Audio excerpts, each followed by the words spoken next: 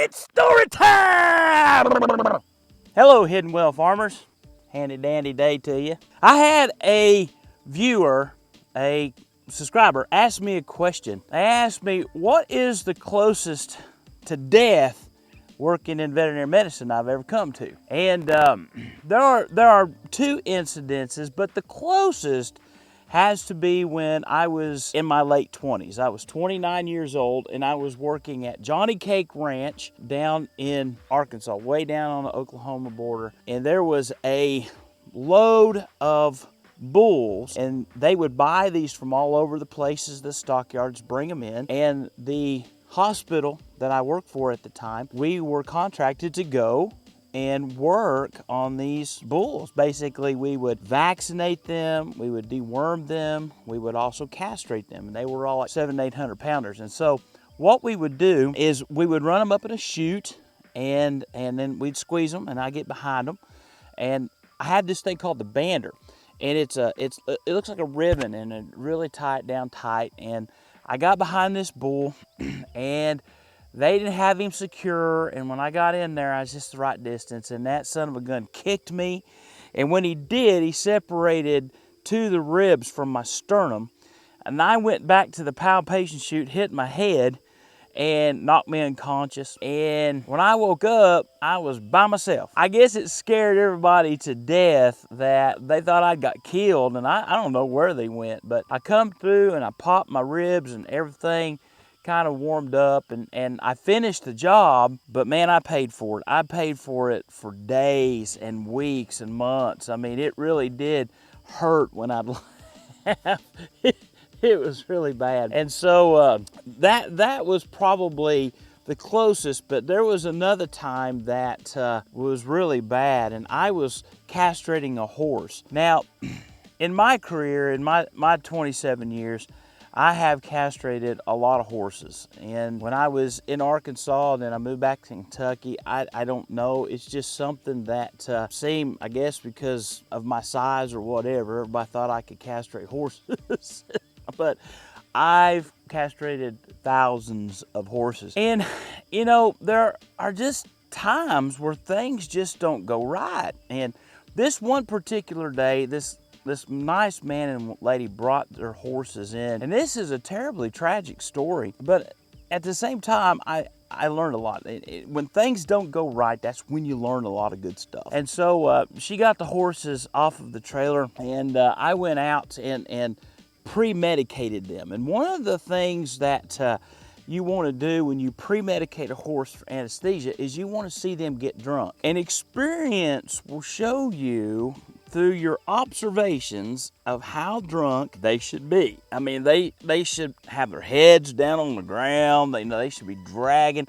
I mean, they should have a good drunk on, not a buzz, but a good drunk. I mean, you should be able to reach over and pick their feet up or wiggle their lips. I mean, they should be drunk. And you kind of get an idea of when they're drunk. If they're not drunk enough, you don't put them under anesthesia. Now, there are so many protocols out there. I'm only talking about romping, ace, and ketamine, okay? That's pretty much the standard. There are so many others. Most certainly wouldn't want to be stepping on anybody's toes.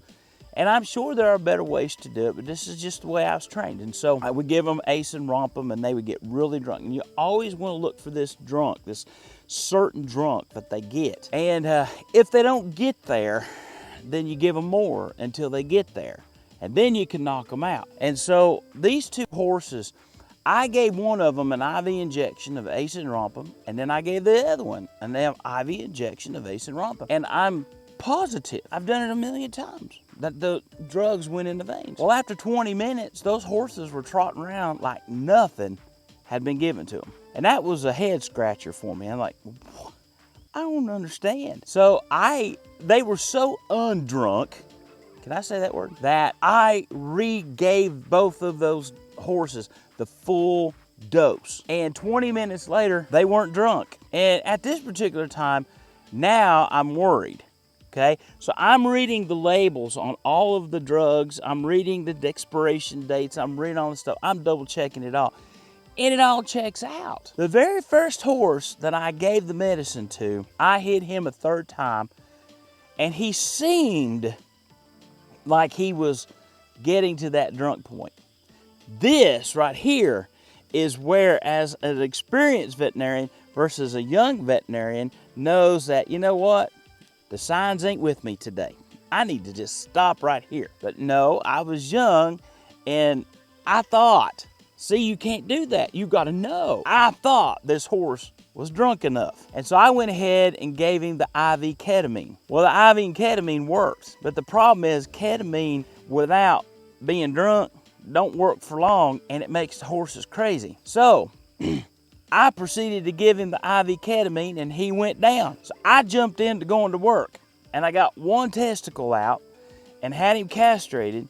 And about that time, he decided he no longer wanted to be going through this procedure. 220 pounds at that time was not holding down this 1,100-pound horse. That's why they measure cars in horsepower, not human power. So this horse came up. Well, when he did, I was trying to hold him down and trying to keep him there, and I was trying to grab his back legs, and it didn't work.